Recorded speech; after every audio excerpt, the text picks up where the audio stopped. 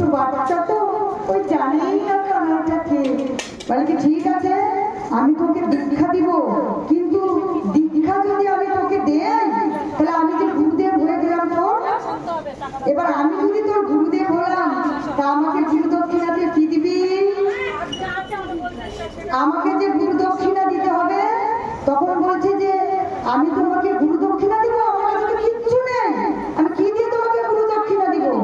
তখন বলছে যে কেন তুই যে কানাইয়ের সঙ্গে দেখা করতে যাবি না বাবা? আমি জানি, আমি এত জনকে পাঠ শিখিয়েছি, তারা দেখা পাক আর না পাক, তুই হচ্ছে কানাইয়ের দেখা পাবি পাবি পাবি। আর যদি কানাইয়ের দেখা পাস না বাবা, তাকে বলিস শেষ সময় যেন আমার হাতটা তোকে পার করে দেয় তোর কানাই। জয়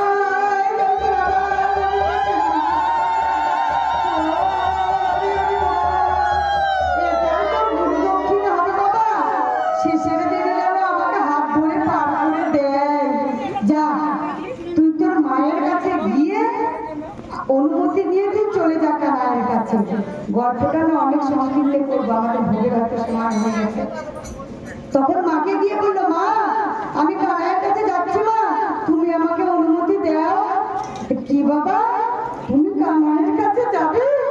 তুই যাস না বাবা, ওই পথ যে অনেক কঠিন, তুই যাস না বাবা। তুই এই বয়সে যদি কানাইয়ের কাছে যাস, আমার কাছে যে আর ফিরে আসবি না বাবা। আমার যে আর কেউ নেই তুই ছাড়া। আজকে তুই যদি কানাইয়ের জন্য বাড়ি বেরিয়ে যাস, এই মাটার কি হবে বাবা? আজকে আমাকে মা বলে ডাকার মতন যে আর কেউ থাকবে না বাবা। আজকে তুই যে আমার একটাই সন্তান, তুই যদি চলে যাস আমাকে আর কে মা বলে ডাকবে বাবা? বলছি না মা, আমি যে কথা দিয়েছি কানাইকে, তার কাছে আমার যেতেই হবে, তুমি আমাকে অনুমতি দেও মা। বলে কি বাবা কানাইয়ের কাছে যাবি বাবা?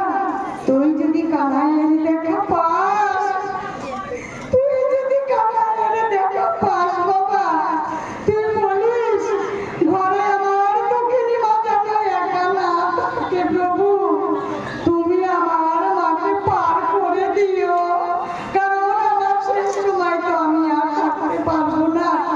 তুমি আমার মাকে তোমার হাত ধরে পার করে দিও, এ কথা তুই বলিস বাবা। এই বলে তখন বৃন্দাবনের পথে চলে গেল সে 5 বছরের ছোট্ট শিশু। যেতে যেতে যেতে যেতে যেতে যেতে আর তার পা চলে না, তার খাওয়া জোটে না। যখন 7 দিন